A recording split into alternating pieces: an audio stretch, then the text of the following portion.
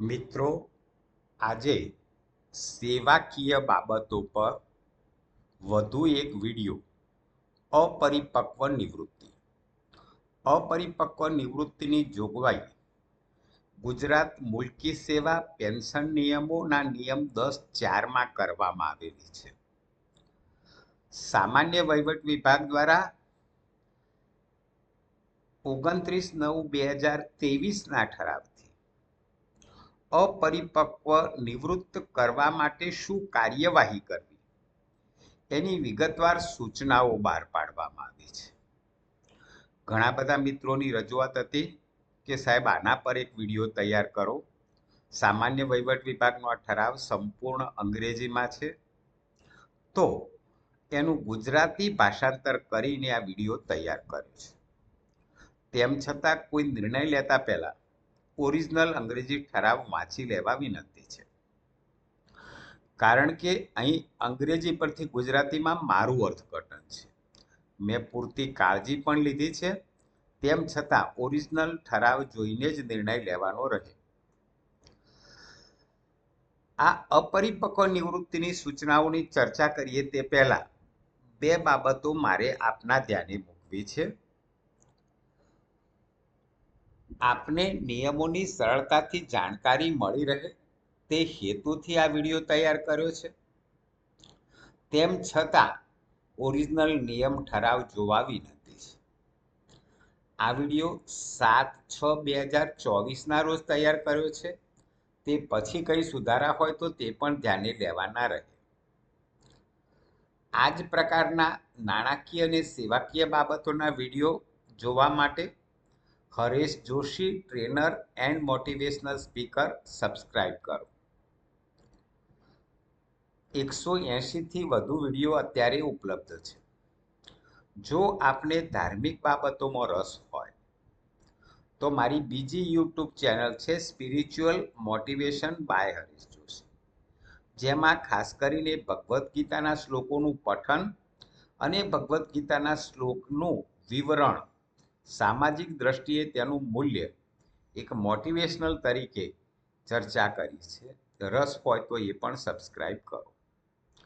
બીજી મહત્વની સૂચના, મારા દ્વારા ગુજરાત મુલકી સેવા પથદર્શિકા રજા અને જોઈનિંગ ટાઈમ ઓક્ટોબર 23 સુધી સુધારેલા સુધારા સહિત ઉદાહરણો સહિત સરળ ભાષામાં સમજૂતી સાથે બુક તૈયાર કરેલી છે, જેમાં હેતુલક્ષી પ્રશ્નોનો પણ સમાવેશ કરેલો છે.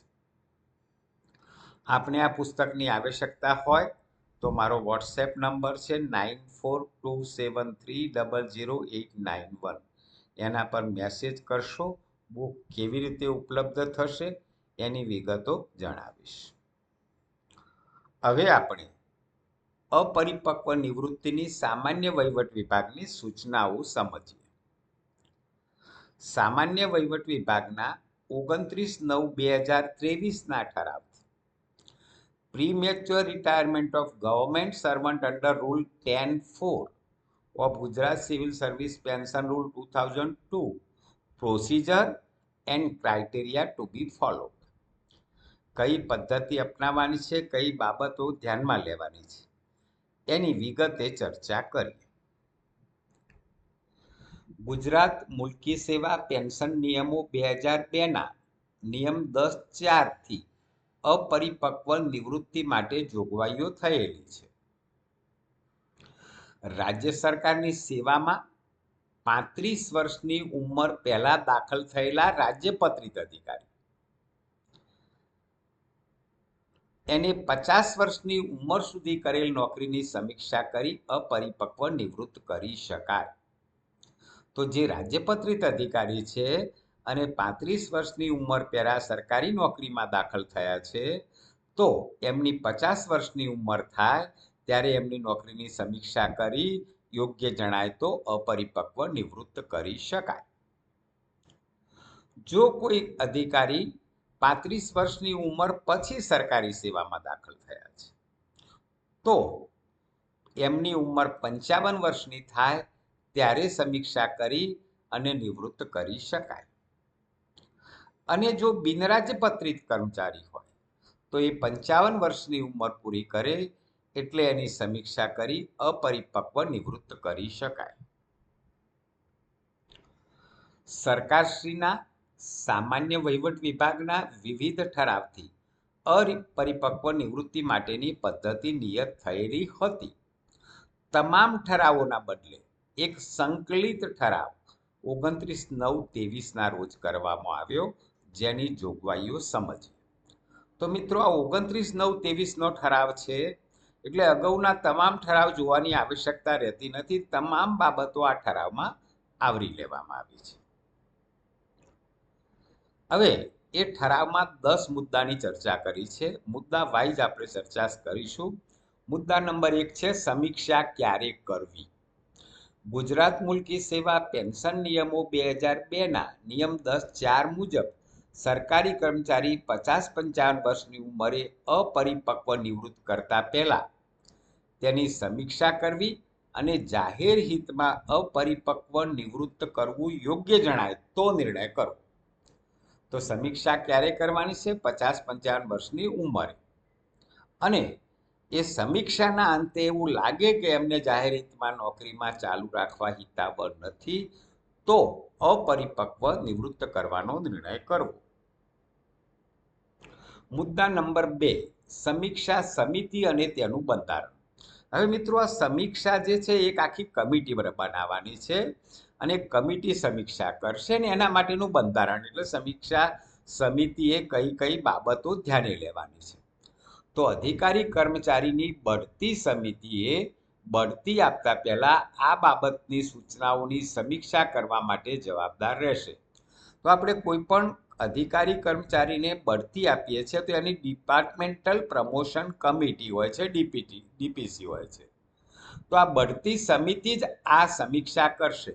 પણ જ્યારે બઢતી આપવાની વિચારણા કરીએ છીએ ત્યારે બઢતીના લિસ્ટમાં જે અધિકારી કર્મચારીઓ 50-55 વર્ષ ક્રોસ કરી ગયા છે એમની પહેલા આ પ્રકારની અપરિપક્વ નિવૃત્ત કરવા યોગ્ય છે કે કેમ એની સમીક્ષા કરવા માટે બઢતી સમિતિ જવાબદાર રહેશે.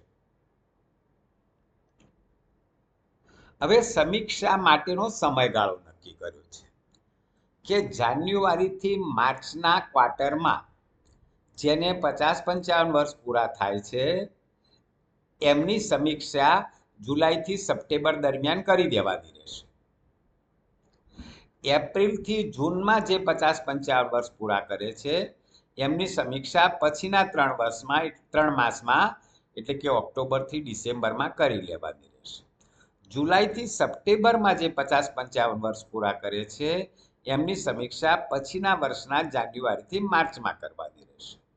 અને ઓક્ટોબરથી ડિસેમ્બરમાં જે 50-55 વર્ષ પૂરા કરે છે એમની સમીક્ષા એપ્રિલથી જૂન દરમિયાન પછીના વર્ષમાં કરી લેવાની રહેશે. એટલે પહેલા ક્વાર્ટર ત્યાર પછીના 3 માસમાં સમીક્ષા કરવાની રહેશે. મુદ્દા નંબર 4 અપરિપક્વ નિવૃત્તિ માટેનું રજિસ્ટર નિભાવવું. તો સરકારી કર્મચારી અધિકારી ક્યારે 50-55 વર્ષ પૂરા કરે છે એનું એક રજિસ્ટર નિભાવવાનું રહેશે. કર્મચારીની જન્મ તારીખ અને 50-55 વર્ષ પૂર્ણ કર્યાની તારીખ, અને તે ક્વાર્ટરની શરૂઆતમાં સંબંધિત ખાતા વિભાગના સિનિયર અધિકારીએ તેની ચકાસણી કરવાની રહેશે કે આ ક્વાર્ટરની અંદર કેટલા આપણી ઓફિસના અધિકારી કર્મચારી 50-55 ક્રોસ કરે છે. સરકારી કર્મચારી અધિકારીની સમયસર સમીક્ષા થાય એ સમિતિએ જોવાનું રહેશે.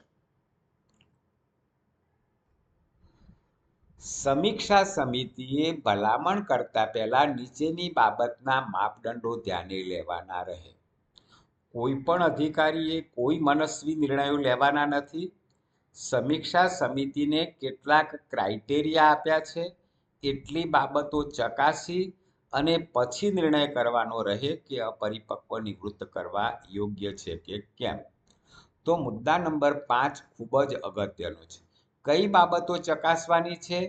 તો 1, સરકારી કર્મચારીની અપ્રામાણિકતા શંકાસ્પદ હોય તો તેઓને નિવૃત્ત કરી શકાય. ઇન્ટિગ્રિટી ડાઉટફુલ હોય.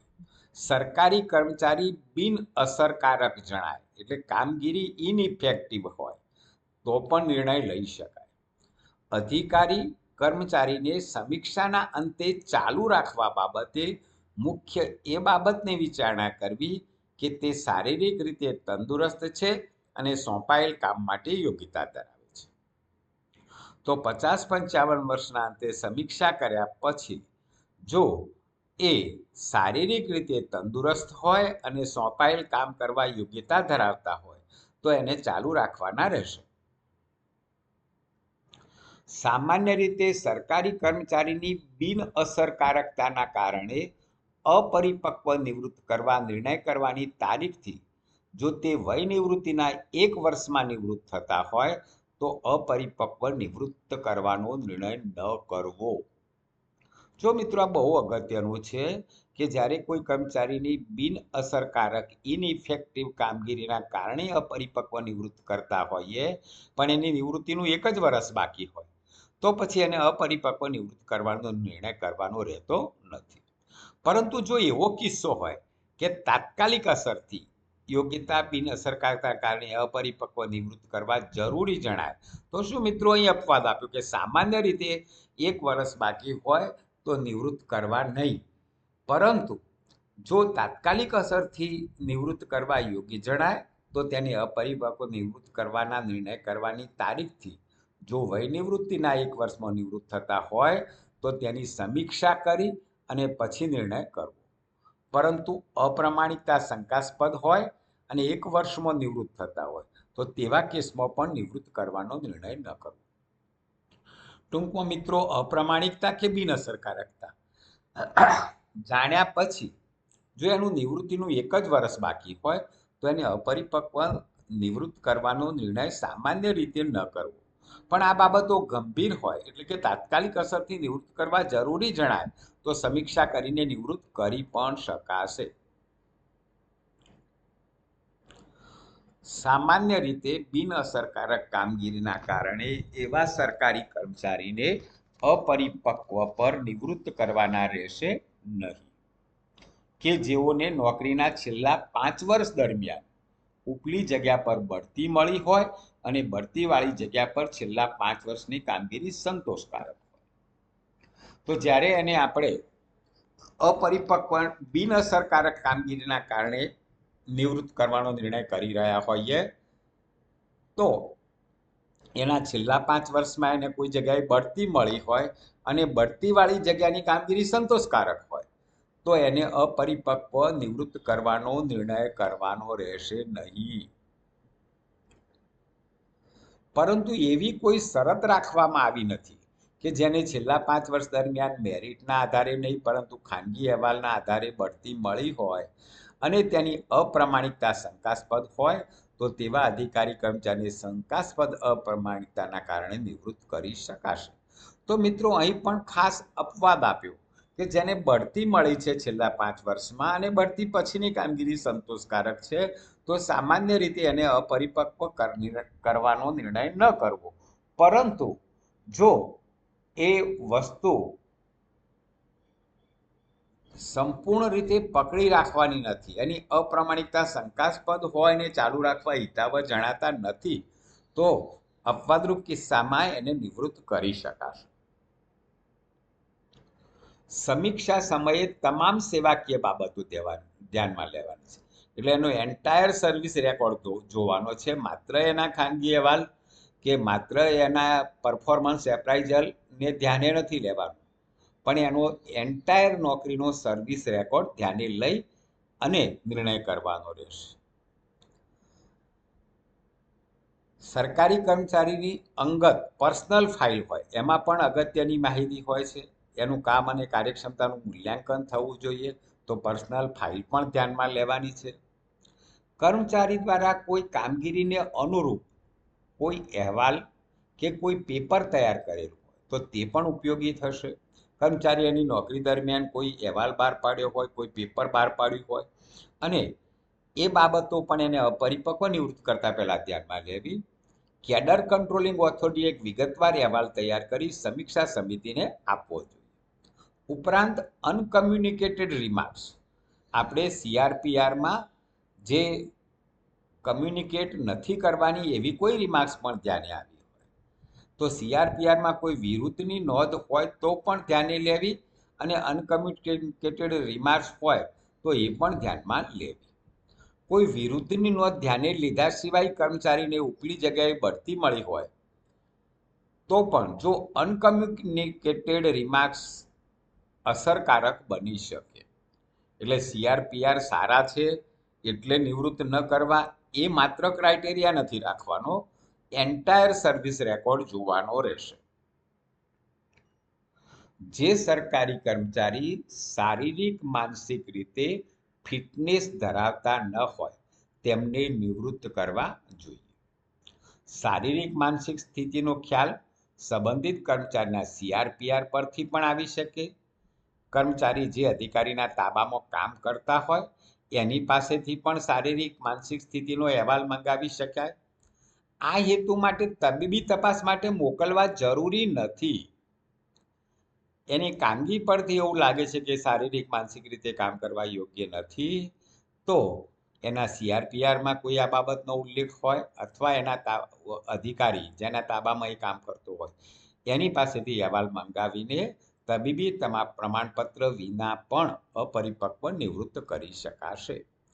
જો કે કર્મચારી કોઈ ગંભીર અશક્તતા નબળાઈ જેવી બીમારી હોય તો સક્ષમ સત્તાધિકારી યોગ્ય જણાય તો સ્વવિવેક અનુસાર તબીબી તપાસ માટે મોકલી શકે. તો ત્યાં ડિસ્ક્રિશનરી પાવર આપે કે જો એને યોગ્ય જણાય તો મોકલી શકે પણ મોકલવા જરૂરી નથી.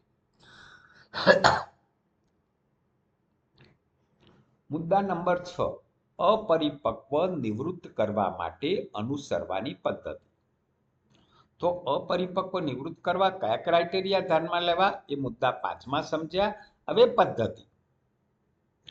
સમિતિ શુદ્ધ બુદ્ધિપૂર્વક એવો અભિપ્રાય આપતી હોય કે બંધારણીય અને વૈધાનિક જોગવાઈઓ ધ્યાને લેતા કર્મચારી કાર્યક્ષમતા, પ્રમાણિકતા અને નિષ્ઠા જાળવવા જાહેર હિતમાં યોગ્ય છે તો સમિતિની એ નૈતિક ફરજ છે કે સમિતિએ દરેક કેસની સમગ્ર બાબતો ધ્યાને લઈ એવા અભિપ્રાય પર આવતી હોય કે જાહેર હિતમાં કર્મચારીને અપરિપક્વ નિવૃત્ત કરવા યોગ્ય છે.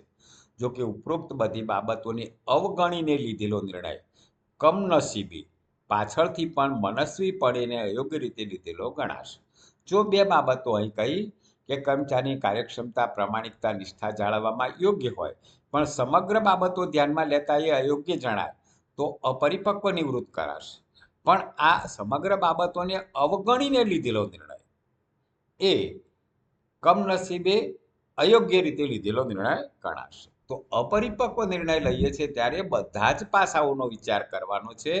અગાઉ જોઈએ માત્ર એના સીઆરપીઆર કે માત્ર એની બિનકાર્યક્ષમતા કે માત્ર એની શંકાસ્પદ અપ્રામાણિકતા એટલી બાબત ધ્યાનમાં રાખવાની નથી પણ એન્ટાયર નોકરીનો સર્વિસ રેકોર્ડ જોયા પછી એવું જણાય તો જ નિર્ણય લેવાનો રહેશે. જો પ્રમાણિકતા શંકાસ્પદ જણાય તો સુપ્રીમ કોર્ટના એસ રામચંદ્રન રાજુ વિરુદ્ધ સ્ટેટ ઓફ ઓરિસ્સાના કેસમાં લેવાયેલા નિર્ણય મુજબ નીચે મુજબ કાર્યવાહી કરવી.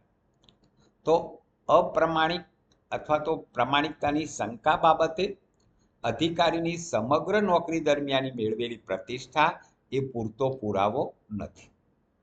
શિક્ષાત્મક કાર્યવાહી કરવા એને નોકરીમાંથી દૂર કરી શકાય પરંતુ એની વર્તણૂક અને પ્રતિષ્ઠા સમગ્ર બાબતો જોતા જાહેર હિતમાં નુકસાનકારક અથવા જોખમકારક હોય તો સમગ્ર નોકરીનો રેકોર્ડ જોઈ તેના ખાનગી અહેવાલ ધ્યાને લઈ ભૂતકાળની બધી બાબતો ધ્યાને લઈ સરકાર અથવા રિવ્યુ કમિટી અથવા સક્ષમ સત્તાધિકારી બધી બાબતો ધ્યાનમાં લેતા એવા અભિપ્રાય પર આવે કે નોકરીમાંથી ફરજિયાત નિવૃત્ત કરવા જણાય છે તો સમગ્ર બાબત ધ્યાને લઈ ફરજિયાત નિવૃત્ત કરવા.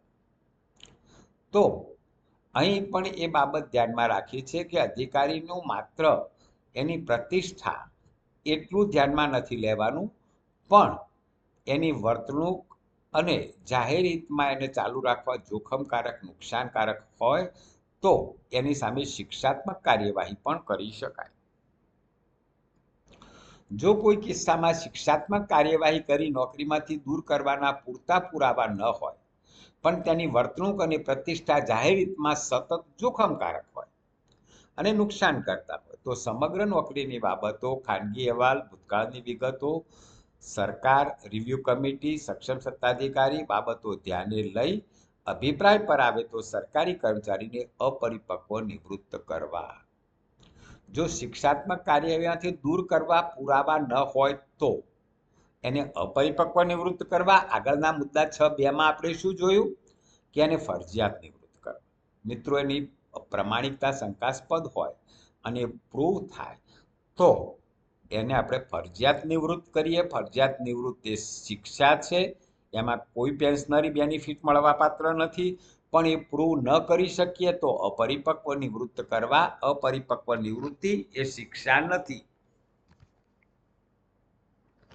જો સંબંધકર્તા સમિતિ એવા તારણ ઉપર આવે કે કર્મચારીને અપરિપક્વ નિવૃત્ત કરવા જણાય છે તો સમિતિએ તમામ રેકોર્ડ, આધારો મુદ્દાવાર ધ્યાનમાં લઈ કારણો સાથે નિર્ણય કરવો અને સંબંધકર્તા સચિવાલયના વહીવટી વિભાગને ભલામણ સાથે મોકલવું.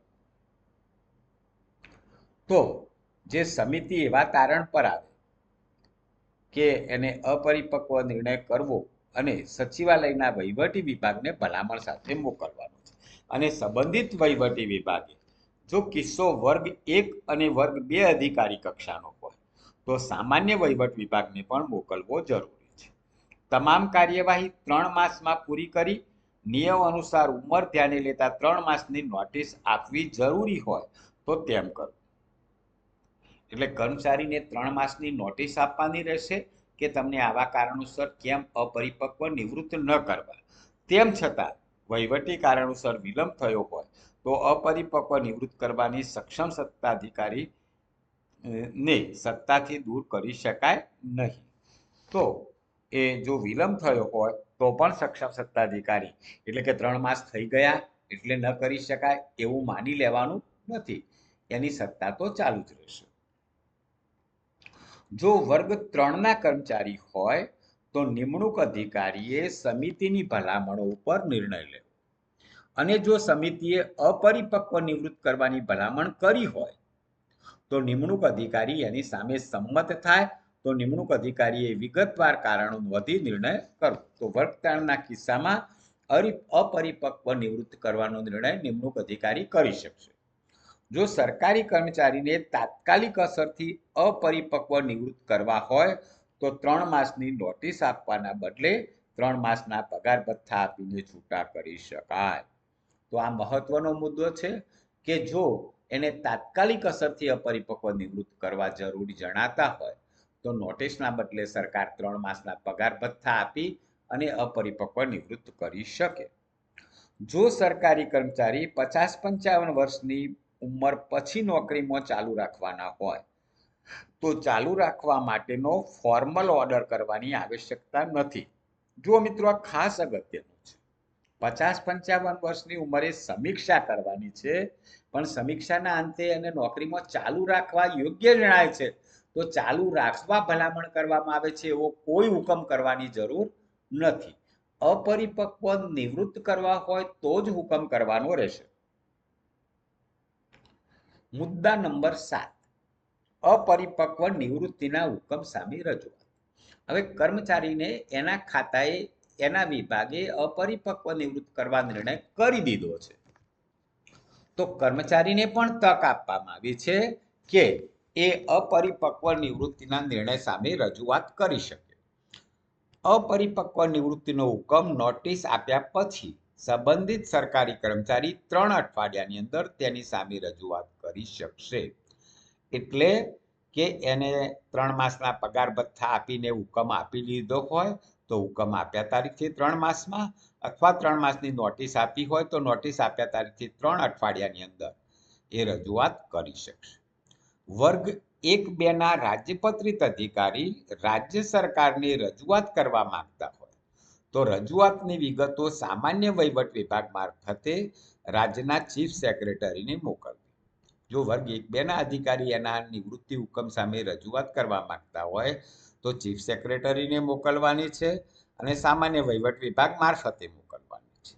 રિવ્યુ કમિટી દ્વારા કરવામાં આવેલું મૂલ્યાંકન અને સર્વિસ રેકોર્ડની સમગ્ર સમીક્ષા તેમજ સરકારી અધિકારીએ કરેલી રજૂઆતને ધ્યાને લઈને રાજ્ય સરકારે સમીક્ષા કરવાની રહેશે. બિનરાજપત્રિત વર્ગ 3ના કર્મચારીના કેસમાં અપરિપક્વ નિવૃત્તિના સંબંધમાં કંઈ રજૂઆત કરવા માંગતા હોય તો સંબંધિત વહીવટી વિભાગના સચિવશ્રી અને સામાન્ય વહીવટ વિભાગના સચિવશ્રીની કમિટી કેસની સમગ્રતયા વિગતો ધ્યાને લઈ, કર્મચારીએ કરેલી રજૂઆત ધ્યાને લઈ, કર્મચારીનો સર્વિસ રેકોર્ડ ધ્યાને લઈ સમીક્ષા કરી નિર્ણય કરશે.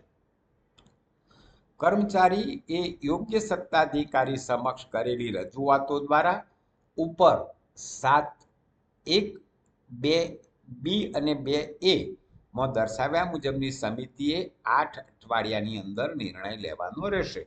તો કર્મચારી વર્ગ 1-2 હોય તો ચીફ સેક્રેટરી સુધી જશે અને બિનરાજપત્રિત હોય તો પોતાનો વિભાગ અને સામાન્ય વહીવટ વિભાગ એણે 8 અઠવાડિયાની અંદર નિર્ણય લેવાનો રહેશે. મુદ્દા નંબર 8 એમાં સુપ્રીમ કોર્ટના અગત્યના ચુકાદા આપ્યા છે, એ પણ આ ઠરાવમાં ધ્યાને લીધા છે.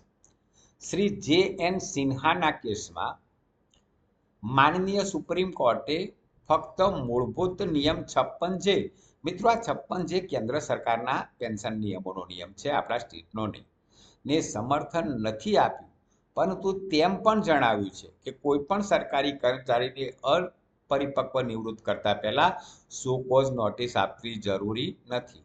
એટલે કોઈ શિક્ષા નથી કે કોઈ ખાતાકીય તપાસની કાર્યવાહી કરવી પડે.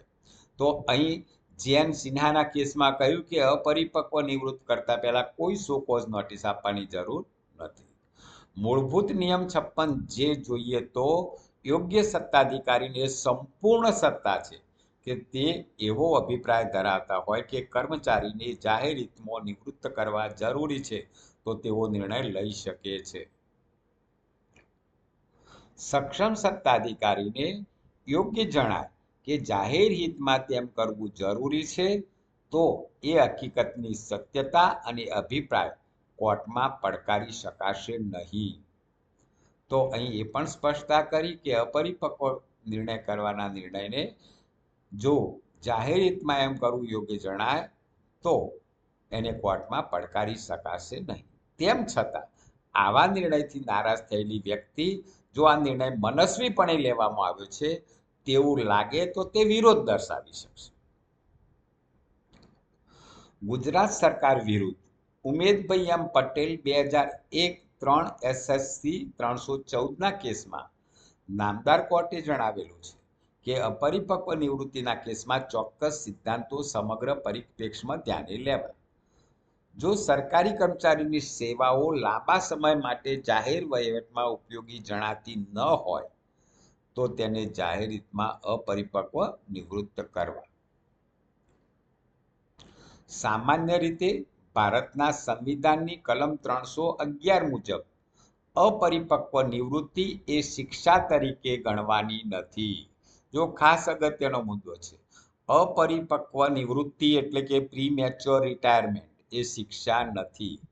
જ્યારે કમ્પલસરી રિટાયરમેન્ટ ફરજિયાત નિવૃત્તિ એ શિક્ષા છે. તો એ બંધારણમાં પણ 311માં કહ્યું છે કે અપરિપક્વ નિવૃત્તિ એ શિક્ષા નથી અને કર્મચારીને તમામ પેન્શનરી બેનિફિટ આપવાના રહેશે. પરંતુ ઉચ્ચ વહીવટ માટે જરૂરી છે કે બિનઉપયોગી વૃક્ષો કાપવા જોઈએ. જો અહીં શું કહ્યું છે કે બિનઉપયોગી વૃક્ષો કાપી લેવા, તો અહીં જે કર્મચારી બિનઅસરકારક છે, ઇનઇફેક્ટિવ કામગીરી છે, તો એમને દૂર કરી શકાશે. સેવાકીય રેકોર્ડની સમીક્ષા કરી અને નિર્ણય લેવો જોઈએ. ખાનગી અહેવાલમાં કોઈ વિરુદ્ધની નોંધ હોય તો આવા હુકમો કરતા પહેલા તેને ધ્યાને લેવું જોઈએ. જો કે ખાનગી અહેવાલની કોઈ એન્ટ્રી કર્મચારીને કમ્યુનિકેટ કરી ન હોય તો પણ તેને ધ્યાને લેવી જોઈએ. અપરિપક્વ નિવૃત્તિનો નિર્ણય એ ખાતાકીય તપાસ ટાળવાના હેતુથી ન કરવો જોઈએ, પરંતુ જ્યારે તેમ કરવું હોય, ઈચ્છનીય હોય તો જ કરવું. એટલે ખાતાકીય તપાસ ટાળવાના હેતુથી અપરિપક્વ નિર્ણય નથી કરવાનો. કારણ કે ખાતાકીય તપાસ કરશું તો શિક્ષા થશે, જ્યારે અપરિપક્વ નિર્ણયમાં સરકારે પેન્શનરી બેનિફિટ આપવા પડશે. તો ખાતાકીય તપાસ ટાળવાના હેતુથી અપરિપક્વનો નિર્ણય કરવો એ ઈચ્છનીય નથી. જો અધિકારીને ખાનગી અહેવાલ વિરુદ્ધ નોંધ હોવા છતાં પણ બઢતી આપવામાં આવી તો એ અધિકારીની તરફેણમાં ગણાશે. અપરિપક્વ નિવૃત્તિ એ શિક્ષા તરીકે ન ગણવી જોઈએ. મુદ્દા નંબર 9, જ્યાં સુધી સમગ્રતયા બાબતને સંબંધ છે ત્યાં સુધી માનનીય સુપ્રીમ કોર્ટના એસ રામચંદ્રન રાજુ વિરુદ્ધ ઓરિસ્સા રાજ્યના કેસમાં અપરિપક્વ નિવૃત્તિ માટે નીચેની બાબતો ધ્યાને લેવી. અધિકારી પોતાની કારકિર્દીમાં કોઈ કિસ્સામાં પ્રતિષ્ઠા ધરાવતા હોય એની સામે શિક્ષાત્મક કાર્યવાહી કરવા માટે અથવા નોકરીમાંથી દૂર કરવા માટે પૂરતું ગણાશે નહીં, પરંતુ તેની વર્તણૂક પ્રતિષ્ઠા સતત એની જાહેર સેવાને નુકસાન પહોંચાડે એવી હોય ત્યારે માત્ર એની કારકિર્દીમાં કે એમાં એ પ્રતિષ્ઠા ધરાવે છે એવા કારણસર એની શિક્ષાત્મક કાર્યવાહી ન કરવી એવો નિર્ણય નહીં લઈ શકાય. એની સમગ્ર વર્તણૂક અને એની સતત જાહેર સેવાને નુકસાન પહોંચાડે એવી વર્તણૂક હોય તો અપરિપક્વ નિર્ણય કરી શકાશે. સમગ્ર નોકરી દરમિયાન એનો સેવાકીય રેકર્ડ, ચારિત્ર, ખાનગી અહેવાલ વગેરે બાબતો ધ્યાને લઈ સરકાર કે રિવ્યુ કમિટી અથવા સક્ષમ સત્તાધિકારીએ સમગ્ર બાબતો ધ્યાને લઈ એવા અભિપ્રાય પર આવવું જોઈએ કે કર્મચારીને અપરિપક્વ નિવૃત્ત કરવા યોગ્ય છે કે કેમ. તેથી સમગ્ર સર્વિસનો રેકોર્ડ એ કર્મચારીને અપરિપક્વ નિવૃત્ત કરવા પાયાનો આધાર બની રહે. તો મિત્રો આખા ઠરાવનું હાદ એ છે કે કોઈ એક મુદ્દાને ધ્યાને લઈને અપરિપક્વનો નિર્ણય નથી કરવાનો, પણ સમગ્ર નોકરીનો આધાર ધ્યાને લેવાનો રહેશે. જ્યારે કર્મચારીની સમગ્ર નોકરીની બાબતો ધ્યાને લેવાની હોય ત્યારે બધું જ સાહિત્ય, રેકોર્ડ, કર્મચારીએ લીધેલા નિર્ણયો જો સમિતિ સમક્ષ મૂકવામાં આવ્યા ન હોય અથવા તેના વિરુદ્ધ મળેલી ફરિયાદો, શંકાસ્પદ મિલકતના વ્યવહારો વગેરે પૂરતા પ્રમાણમાં આધારો સાથે રજૂ કરવામાં ના આવ્યા હોય તો એ બાબતો પણ ખાતાકીય કાર્યવાહી વખતે ધ્યાને લેવી. કંદાસ્વામી વિરુદ્ધ યુનિયન ઓફ ઇન્ડિયાના એપેક્સ કોર્ટના ચુકાદા મુજબ કર્મચારીની બંધારણીય અને સૈદ્ધાંતિક ફરજ છે કે તેને કાર્યક્ષમતા, પ્રામાણિકતા અને નિષ્ઠા નોકરીમાં દર્શાવવી જોઈએ. જો આવી બાબતો કોઈ કારણોસર નજરઅંદાજ કરવામાં આવી હોય અથવા ધ્યાને લેવામાં ન આવી હોય તો તે બાબતો કર્મચારી મનસ્વી નિર્ણય બની શકે. સરકારના સક્ષમ સત્તાધિકારીએ નોકરીની સમગ્ર બાબતો, સંજોગો વગેરે ધ્યાને લઈ કર્મચારીને જાહેર હિતમાં અપરિપક્વ નિવૃત્ત કરવા યોગ્ય જણાય છે તો તમામ આધારભૂત રેકોર્ડ, સાહિત્ય ધ્યાને લેવું જોઈએ, મનસ્વી નિર્ણય ન બની રહેવો જોઈએ. તો ટૂંકમાં ફરીથી કહ્યું કંદાસ્વામીના કેસમાં કે સમગ્ર નોકરી દરમિયાન એન્ટાયર રેકોર્ડ ધ્યાને લેવાનું છે. ઉત્તર પ્રદેશ રાજ્ય અને વિજયકુમાર જૈન અને બીજાઓના કેસમાં માન્ય સુપ્રીમ કોર્ટના ચુકાદા મુજબ તમામ હકીકતો, વર્તણૂક વગેરે ધ્યાને લેવી જોઈએ, નહીં તો અપરિપક્વ નિવૃત્ત કરવાનો નિર્ણય અયોગ્ય ગણાશે. અને છેલ્લો મુદ્દો, મુદ્દા નંબર 10, સમીક્ષા સમિતિ સમક્ષ મૂકવાની બાબત.